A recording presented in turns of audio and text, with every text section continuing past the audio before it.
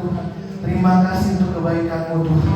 Bapa dalam surgawi Roh Kudus, terima kasih untuk kebaikan-Mu Tuhan.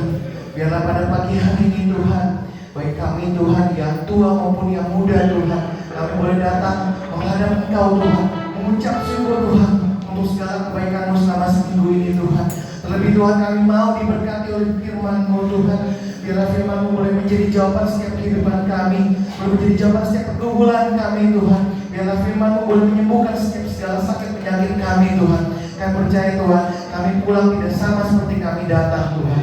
Oleh sebab itu Bapa dalam surga Tuhan Yesus, kiranya Engkau melayakkan setiap kami Tuhan, boleh datang menghadap Engkau Tuhan dengan segala kerendahan hati kami Tuhan. Di dalam nama Tuhan Yesus kami siap Tuhan memulai ibadah ini. Mari untuk jemaat Tuhan sama-sama katakan amin. Jalan jemaat Tuhan. Salam kiri kanan katakan Tuhan Yesus baik. Sebanyak-banyak doa mimpi. Salam kiri kanan. Amin. Siap puji Tuhan? Amin. Langit dan bumi pujilah Tuhan.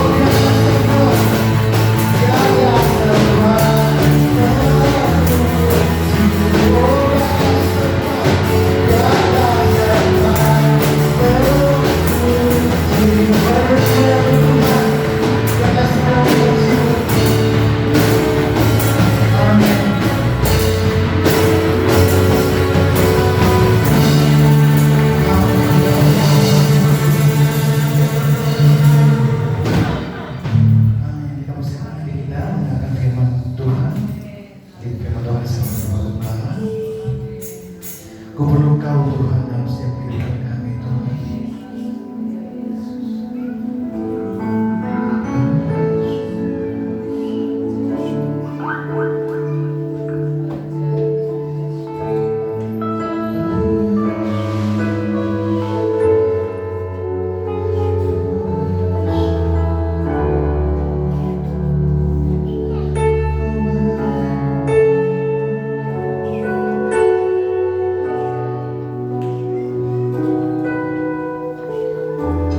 Kau di hatiku, kau di hatiku, kau di pikiranku, waktu mendekat di mana kau tinggal.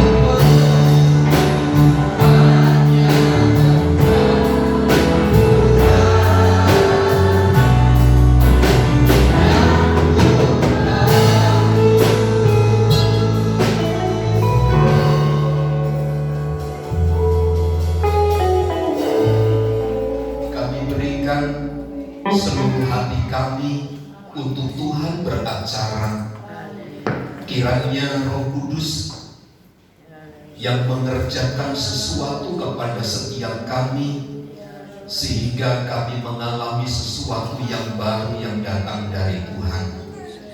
Kami izinkan firman Allah untuk mengubah, untuk merubah setiap paradigma hidup kami yang menyimpang. Kiranya hati kami terarah kepada kebenaran Tuhan, dan kami menikmati kemerdekaan dari firman-Mu. Pakai hamba-Mu untuk menyampaikan berita firman Allah yang penuh dengan kekurangan dan keterbatasan ini, namun Engkau mau memakai untuk kemuliaan nama-Mu. Kami siap diberkati oleh firman-Mu di dalam dan demi nama Yesus. Setiap kita yang siap diberkati bersama katakan amin. Amin. Silakan duduk Bapak Ibu saudara sekalian. Salam. Salam. Baik, puji Tuhan.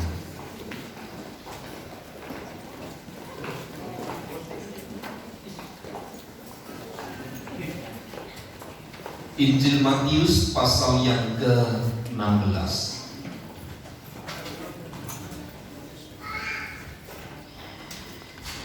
Injil Matius 16 ayat 13 sampai ayat yang ke-20. Kita baca bergantian ayat ini tentang pengakuan Petrus. Saya membaca ayat 13, jemaat Tuhan sekalian membaca ayat 14 dan seterusnya. Kita bergantian. Setelah Yesus tiba di daerah Kaisarea Filipi, ia bertanya kepada murid-muridnya, kata orang, siapakah anak manusia itu? Jawab mereka, ada yang mengatakan Yohanes Pembaptis, ada juga yang mengatakan Elia, dan ada pula yang mengatakan Yeremia atau salah seorang dari para nabi. Lalu Yesus bertanya kepada mereka, tetapi apa katamu, siapakah aku ini? Maka jawab Simon Petrus, engkau adalah Mesias, Anak Allah yang hidup. Kata Yesus kepadanya, berbahagialah engkau Simon bin Yunus, sebab bukan manusia yang menyatakan itu kepadamu, melainkan Bapa-Ku yang di sorga. Dan aku pun berkata kepadamu, engkau adalah Petrus, dan di atas batu karang ini aku akan mendirikan jemaatku, dan malam maut tidak akan menguasainya. Kepadamu akan kuberikan kunci kerajaan sorga. Apa yang kau ikat di dunia ini akan terikat di sorga, dan apa yang kau lepaskan di dunia ini akan terlepas di sorga. Lalu Yesus melarang murid-muridnya supaya jangan memberitahukan kepada siapapun bahwa Dia Mesias. Puji Tuhan. Fokus ayat yang saya ingin sampaikan pagi hari ini adalah mulai dari ayat 18 sampai ayat 20 tentang pengakuan Petrus dan implikasinya kepada gereja Tuhan. Kalau kita membaca ayat ini, ada satu muncul perkataan yang sangat penting yang keluar dari mulut Simon. Kenapa saya katakan penting? Ketika dia berkata, engkau adalah Yesus Mesias, Anak Allah yang hidup. Dikatakan penting karena memang pertama, kata-kata itu keluar bukan berasal dari inisiatif atau mulut Simon sendiri, tetapi sesungguhnya Allah yang menyatakannya. Tapi yang kedua adalah untuk menyatakan satu kebenaran bahwa Yesus itu adalah Mesias, yang walaupun orang-orang Yahudi, orang-orang Farisi memiliki makna yang berbeda tentang Mesias ini. Memang memang sebagian besar orang, termasuk pengikut-pengikut Kristus, tidak mengetahui dengan baik makna di balik pernyataan Simon tentang siapa Tuhan Yesus sebagai Mesias itu. Harapan besar mereka seperti dalam kitab Kisah Para Rasul mulai pasal pertama, pada ayat-ayat bagian pertama kita melihat banyak di antara mereka masih mempertanyakan tentang kredibilitas daripada kemesiasan Tuhan Yesus itu. Memang seharusnya bagi orang Farisi, bagi orang Yahudi, Yesus sebagai Mesias itu harus tampil sebagai seorang pemimpin yang membawa pedang, yang menghancurkan musuh dari penjajahan Roma kala itu. Tetapi kemesiasan Tuhan Yesus bukanlah mempergunakan pedang. Tetapi Yesus disebut sebagai Mesias karena Dia membebaskan kita dari segala kutuk hukum Taurat, yaitu dosa. Jadi dengan kata lain, ada satu paradigma yang berbeda ketika Tuhan menyatakan diri sebagai Mesias seperti apa yang dikatakan oleh Simon. Tetapi orang banyak memiliki prediksi yang berbeda. Saya katakan memang apa yang diucapkan oleh Simon itu sangat penting. Karena saat Simon berkata, "Engkau adalah Mesias, Anak Allah yang hidup," melalui pernyataan kata itu, Simon bin Yunus diubah namanya menjadi Petrus. Sebagian orang berkata, apalah arti sebuah nama? Tetapi ketika orang tua, saya ingat Floren itu karena prediksi dokter anak saya pertama itu laki-laki. Saya persiapkan 10 nama laki-laki. Yang muncul wanita. Hampir 3 bulan ya Mbak, 1 bulan tidak punya nama. Saya cari, saya bergumul, berdoa, karena saya punya nama laki-laki, saya siapkan 10 gitu. Tinggal pilih mana. Artinya sudah ada semua. Tinggal saya dengan ibu gembala, kamu pakai nama apa nih anak nih? Gitu. Saya ngasih nama apa? Saya ngasih nama Elmike. Bukan ya? Itu si Jen ya. Saya kasih nama Janete gitu. Saudara-saudaranya bilang, Florencia, kasih nama marga ini, kasih nama marga itu, kasih nama belakang bapaknya. Sehingga 4 nama muncul di situ. Tapi nama yang muncul di situ bukan nama sembarangan gitu. Ada pengertiannya berdasarkan pergumulan demi pergumulan. Hari ini kan kemarin di TV ada seorang anak, orang tua memberikan nama 1 huruf T gitu. Di KTP-nya, di KK juga ditulis huruf T aja. Ketika ditanya oleh wartawan, kenapa ditulis begitu? Biar mudah saja. Artinya apa? Tidak tahu. Di kampung saya ada anak namanya Tuhan. Di KTP-nya itu, karena saya tahu, karena dia satu sekolah dengan saya, adik kelas saya, dia namanya di KTP Tuhan. Dan ketika saya tanya anak ini, dia memang nggak memberi jawaban yang pasti. Apa makna dibalik pengertian kata Tuhan menurutmu? Tidak memberikan jawaban yang pasti. Saya nggak tahu, yang penting bapak saya kasih nama Tuhan. Tapi saya ingin jelaskan begini, setiap nama yang dilekatkan berikan kepada pribadi kita sebagai orang tua, tentu tidak sembarangan memberikan nama. Ada harapan, ada sebuah pergumulan yang telah dilalui dengan baik. Sama seperti Simon, namanya diubah menjadi Petrus. Bukan sesuatu yang gampangan nama Petrus. Dia disebut sebagai Petrus batu karang. Dari seorang yang labil, dari seorang yang mudah bimbang, dari seorang yang mudah ragu, ketika terucap satu pernyataan, engkau adalah Mesias anak Allah yang hidup, maka namanya diubah menjadi batu karang, yaitu Petrus.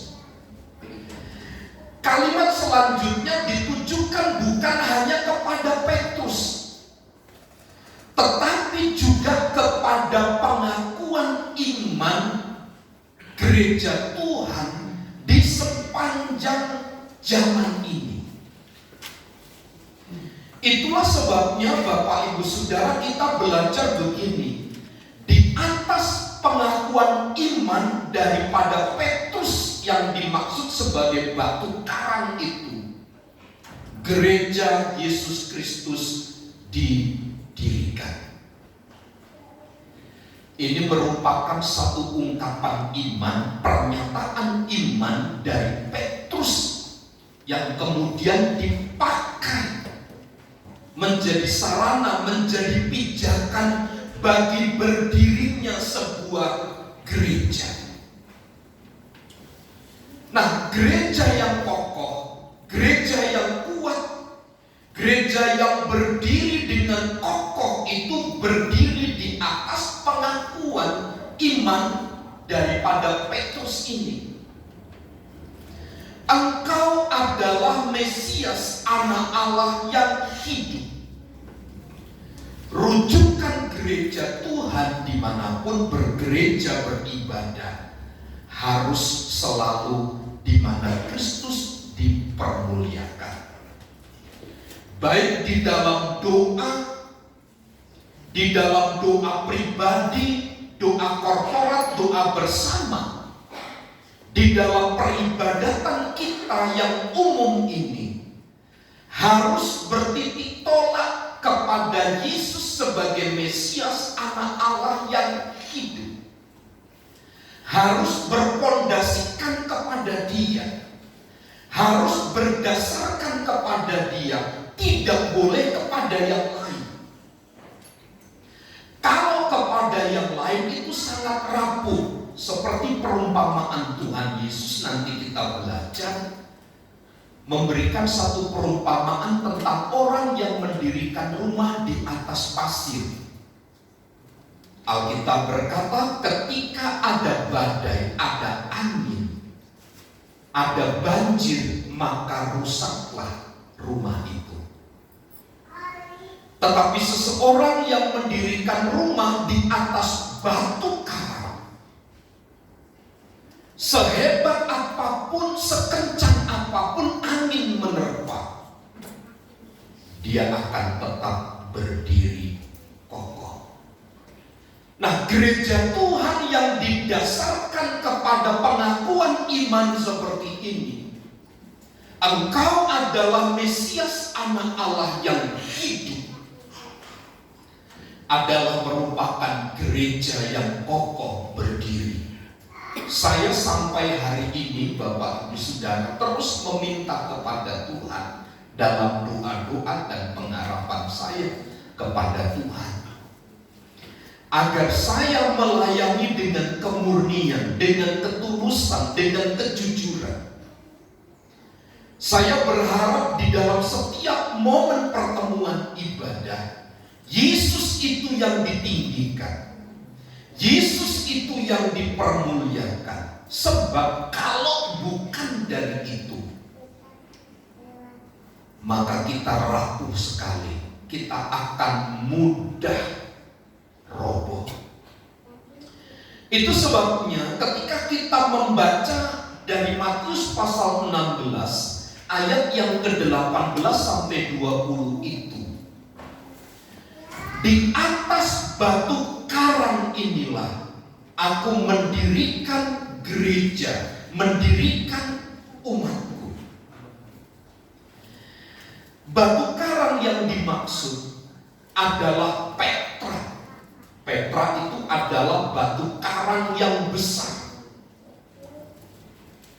Jadi ketika Tuhan Yesus Kristus mendirikan gereja, mendirikan jemaatnya, bukan di atas batu dasar Petrus yang disebut Petrus itu, bukan. Tetapi di atas batu karang yang besar yang disebut Petra, yaitu Yesus Kristus itu sendiri. Sehingga gereja yang kuat, gereja yang kokoh itu adalah yang dibangun di atas dasar Yesus Kristus Tuhan. Sebab tanpa dasar Yesus Kristus Tuhan, maka itu bukan gereja. Meskipun di depan ada plang namanya sebuah gereja. Sebab Bapak Ibu Saudara, hari ini orang mudah membuka sebuah gereja. Mudah sekali. Tanpa sebuah pergumulan, tanpa sebuah halangan dan rintangan, tanpa ada sebuah pernyataan iman Yesus itu sebagai Mesias, anak Allah yang hidup. Berapa banyak gereja pada zaman COVID ini runtuh. Silakan cari, cek data gereja-gereja yang zaman COVID ini semua tutup gulung tikar. Ratusan bahkan ribuan. Tidak hanya di Jakarta, tapi di tempat-tempat lain juga mengalami hal yang sama. Pertanyaannya, dasar apa yang dipakai untuk mendirikan gereja itu? Itu sebabnya menurut saya berdasarkan ayat ini, penting gereja itu memiliki dasar, yaitu Yesus Kristus sebagai batu karang yang teguh itu. Sebab kalau tidak demikian, keberlanjutan dari kisah dari peristiwa itu, ayat yang ke-18 bagian akhir itu, dan aku akan mendirikan jemaatku dan alam maut tidak akan menguasainya. Gereja yang didirikan di atas batu karang yang teguh, yaitu Yesus Kristus itu, dia berjanji alam maut tidak akan menguasainya. Bukankah Bapak Ibu Saudara, kita semua itu dipanggil oleh Tuhan, kita ini telah ditebus dengan kematiannya di atas kayu salib. Kita ini adalah orang-orang percaya yang digaransi dengan keselamatan. Alam maut tidak akan menguasainya. Ini berarti ketika kita berdiri di atas dasar gereja Yesus Kristus Tuhan, maka alam maut itu tidak akan menguasai. Kita ini bukan sedang berjalan maju untuk terlepas dari maut, tetapi kita ini sedang berjalan, terus berjalan di dalam kemenangan atas maut itu sendiri. Sehingga tidak ada anak-anak Tuhan yang mengalami ketakutan, yang mengalami kegelisahan, yang mengalami intimidasi oleh karena alam maut. Saudara-saudara kita, mereka masih ngeri terhadap alam maut, tetapi di dalam Yesus Kristus, alam maut itu telah ditaruh di bawah kakinya. Sehingga yang terjadi atas hidup kita adalah kuasa maut itu sudah tidak berlaku lagi atas diri dan hidup kita. Itu sebabnya di dalam ayat yang ke-18 itu jelas alam maut tidak akan menguasainya. Jadi kutuk hukum Taurat dari dosa itu tidak akan pernah mampu menyentuh hidup kita. Karena apa? Kematian Yesus yang telah menyelesaikan semua itu bagi kita. Alangkah mulianya, alangkah agungnya pekerjaan Allah atas hidup orang-orang yang percaya kepadanya. Bahkan tidak hanya demikian, dalam ayat 19 dia sebut begini, kepadamu akan kuberikan kunci kerajaan surga. Dengan kata lain, Kristus berjanji untuk memberikan satu keselamatan yang ditawarkan kepada kita. Keselamatan itu ditawarkan oleh kita. Inilah yang disebut sebagai kunci kerajaan surga. Keselamatan itu ditawarkan, diberikan kepada kita, sehingga kita mampu melepaskan diri dari belenggu yang mengikat kita. Itulah sebabnya Bapak Ibu Saudara, Tuhan memberikan kuasa kepada setiap kita. Dia memberikan kemenangan, Dia memberikan kemampuan kepada kita untuk kita bergerak, untuk kita hidup di dalam rencana keselamatan Tuhan itu sendiri. Tidak ada cara yang dapat menyelesaikan kutuk hukum Taurat selain melalui pengorbanan Yesus Kristus itu. Sebagian orang berkata perbuatan baik, amal kebaikan, itulah yang menolong kita nanti pada akhirnya. Pada hari kiamat nanti akan ditimbang lebih banyak mana baik atau buruknya. Alkitab tidak pernah memberikan syarat seperti itu. Karena amal dan perbuatan baik manusia itu tidak berguna di hadapan Tuhan. Yang dapat menyelamatkan adalah pengorbanan Yesus di atas kayu salib. Dialah yang menawarkan keselamatan itu kepada kita, yang mampu melepaskan kita dari segala keterikatan itu. Petrus pernah berkata di dalam kitab 1 Petrus pasal yang kedua, ayat yang keempat, ayat yang keenam, ayat yang ketujuh. 1 Petrus pasal 2 ayat yang keempat, ayat yang keenam, ayat yang ketujuh, saya baca demikian. Dan datanglah kepadanya batu yang hidup itu, yang memang dibuang oleh manusia, tetapi yang dipilih dan dihormat di hadirat Allah. Ayat 6, sebab ada tertulis dalam kitab suci, sesungguhnya aku meletakkan di Sion sebuah batu yang terpilih, sebuah batu penjuru yang mahal, dan siapa yang percaya kepadanya tidak akan dipermalukan. Ayat 7, karena itu bagi kamu yang percaya ia mahal, tetapi bagi mereka yang tidak percaya,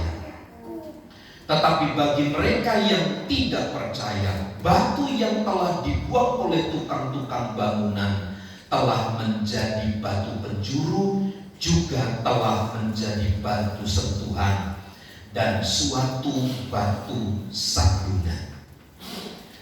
Inilah yang saya katakan kepada kita, bahwa yang dimaksud di mana Yesus mendirikan gereja, mendirikan umatnya di atas batu karang yang teguh.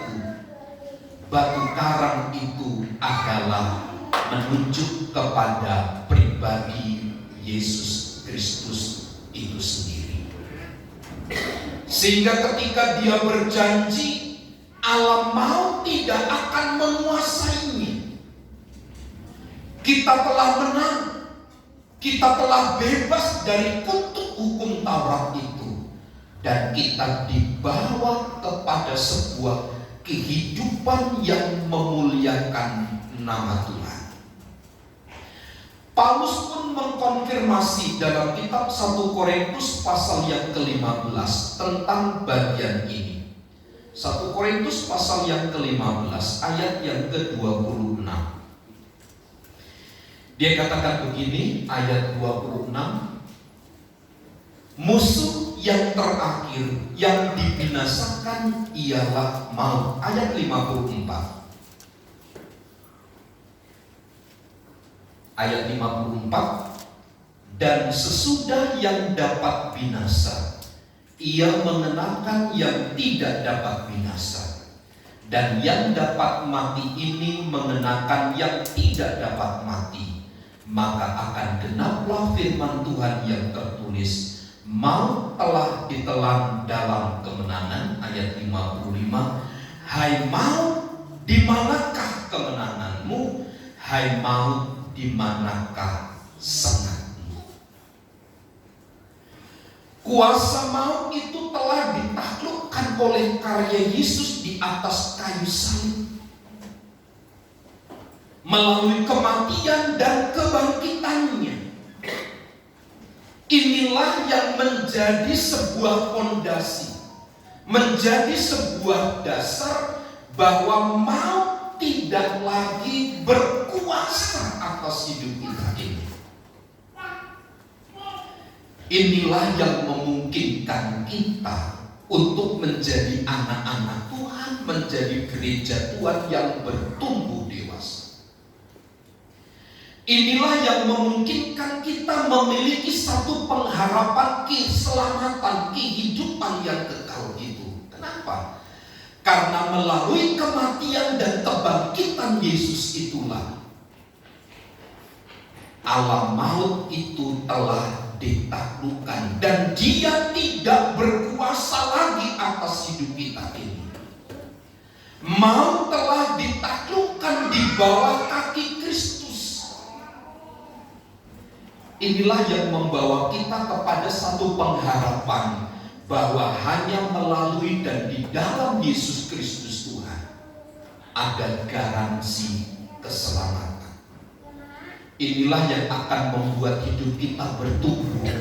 Inilah yang memungkinkan kita menjadi anak-anak Tuhan, menjadi gereja Tuhan yang terus mengalami pertumbuhan dari hari ke hari. Meskipun kita jengah, meskipun kita jenuh dengan kesulitan, meskipun seringkali kita bergumul di dalam kesalahan yang sama, meskipun seringkali kita capek, kita lelah dengan apa yang Tuhan taruh di dalam hidup kita, entah itu kesulitan, entah itu kejahatan, entah itu kesalahan. Tapi satu kali kelak kita akan sama seperti Tuhan. Kita akan menjadi gereja yang sempurna. Kenapa? Karena kita punya dasar bahwa kematian Kristus, kematian dan kebangkitannya itulah yang membawa kita kepada satu perubahan di mana alam maut itu tidak akan pernah menguasai kita. Dari sini kita punya satu pandangan, Bapak Ibu Saudara, bahwa pekerjaan Tuhan atas hidup gereja itu sesuatu yang krusial, menjadi sesuatu yang penting. Hanya berdasarkan karya dan pekerjaannya lah dia mati dan dia bangkit itu yang memungkinkan kita sebagai gereja Tuhan untuk hidup berkenan dan layak di hadapannya. Sebab kalau menurut syarat ukuran kita sebagai manusia, terlalu banyak ketidaklayakan kita. Tetapi kematiannya di atas kayu salib, itulah yang memperlayakkan kita. Di dalam Matius pasal 16 tadi, di dalam ayat yang ke-19, saya ingin menyampaikan satu poin terakhir begini. Ayat yang ke-19. Kepadamu akan kuberikan kunci kerajaan sorga. Apa yang kau ikat di dunia ini akan terikat di sorga. Dan apa yang kau lepaskan di dunia ini akan terlepas di surga. Petrus adalah mewakili orang-orang yang percaya. Orang-orang yang akan diikat dan diselamatkan. Tetapi ada orang-orang yang diikat untuk masuk di dalam kebinasaan kekal. Kuasa apakah itu? Tentu kuasa dari kematian dan kebangkitan Tuhan yang dikerjakan atas hidup kita, yaitu kemenangan atas maut. Dengan kata lain, Tuhan Yesus memberikan otoritas kepada kita. Tuhan Yesus memberikan sebuah kapasitas dan kemampuan bagi kita, bahwa kita adalah anak-anak Tuhan yang menang atas maut di dalam Yesus Kristus Tuhan. Karenanya di atas dasar Petrus ini, di atas dasar batu karang yang teguh inilah, Tuhan berjanji, aku akan mendirikan jemaatku, mendirikan gereja, dan alam maut tidak akan menguasainya. Kalau kita mengerti dan memahami ayat 28 sampai ayat yang ke-20 ini, maka kita akan memiliki satu kekuatan begini. Segala intimidasi, segala kekurangan, segala keterbatasan, itu bukanlah alat yang cukup baik untuk menjatuhkan kita. Tetapi itu merupakan satu senjata untuk kita terus berjuang di dalam Tuhan. Karena kita ini sudah menjadi orang-orang yang menang di dalam Tuhan. Amin. Tidak sulit bagi kita, Bapak Ibu Saudara, untuk menjalani hari-hari ini kalau kita memahami dan mengerti ayat ini. Tuhan itu belum akan memberikan kemenangan, tetapi Dia sudah memberikan kemenangan. Artinya kapasitas kuasa kemenangan itu sudah diberi kepada kita. Tinggal kita mempergunakan kuasa dan wewenang dari Tuhan itu kepada kita. Persoalannya adalah kita tidak mampu mempergunakan, mengkaryakan apa yang Tuhan telah taruh di dalam hidup kita. Ketidakmengertian kita tentang kemenangan dari kematian dan kebangkitan Kristus yang telah dikerjakan atas hidup kita itulah yang menjadi penghambat tunggal bagi kita, sehingga kita tidak menjadi gereja Tuhan yang dewasa. Saya percaya ketika kita mengerti bahwa kita memiliki otoritas, kita memiliki kemenangan dari Yesus Kristus itu, sebab Dia berjanji, di atas batu karang inilah aku mendirikan jemaatku, dan alam maut tidak akan menguasainya. Kalau ini kita mengerti dengan baik, kesulitan apa yang kita alami, kesusahan apa yang kita alami, tidak akan pernah membuat iman kita menjadi lemah, tidak akan pernah membuat iman kita menjadi surut, tapi kita akan bersuka cita. Nah, orang-orang yang mengerti kebenaran ini, ketika dia berhadapan dengan kesulitan, dia akan tertawa, dia akan senang, dia akan bergembira. Kenapa? Karena di balik peristiwa itu ada kemenangan demi kemenangan yang Tuhan akan nyatakan kepada kita. Itulah sebabnya kesulitan yang kita alami hari ini itu tidak ada seujung kakinya. Dari kemenangan, dari kematian dan kebangkitan Tuhan yang dikerjakan kepada kita. Jangan lemah hanya oleh karena masalah ekonomi.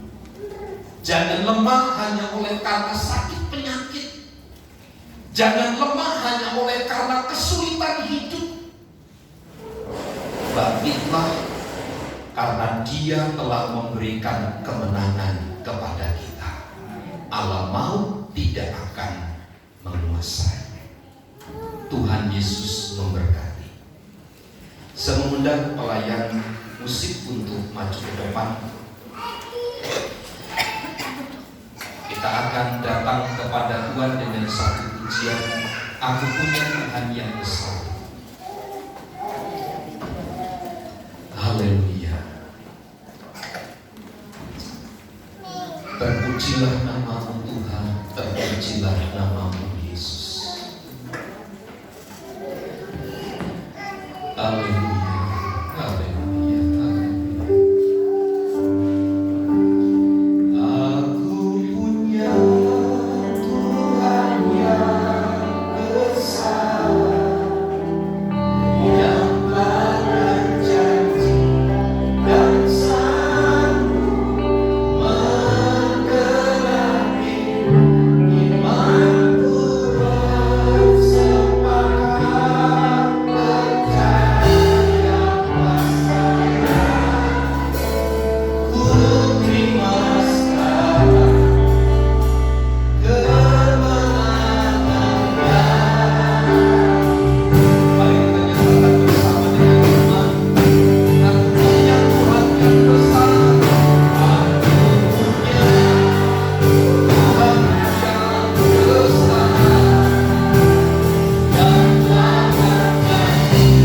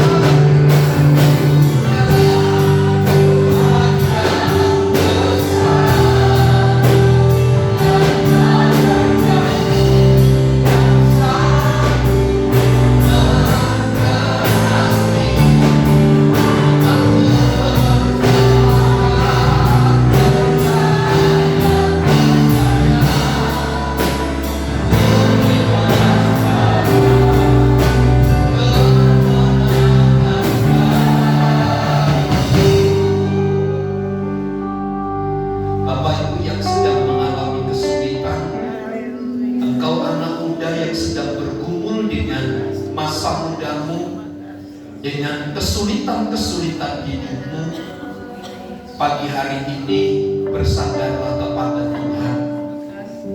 Dialah yang berjanji kepada kita, dan Dia yang sanggup menggenapinya bagi kita. Dia berjanji Allah mau tidak akan menguasai kita, tapi Dia akan terus memberikan kemenangan demi kemenangan. Itulah kemenangan kita di dalam Yesus Kristus Tuhan. Berdirilah teguh di dalam Dia. Jangan pernah lemah, jangan pernah digoyahkan. Angkat wajahmu kepada Tuhan, pandanglah Dia, sebab Dia yang telah memberikan kemenangan kepada kita. Aku punya Tuhan yang besar, yang telah berjanji menggenapi imanku bersepakat percaya kuasa-Nya. Ku terima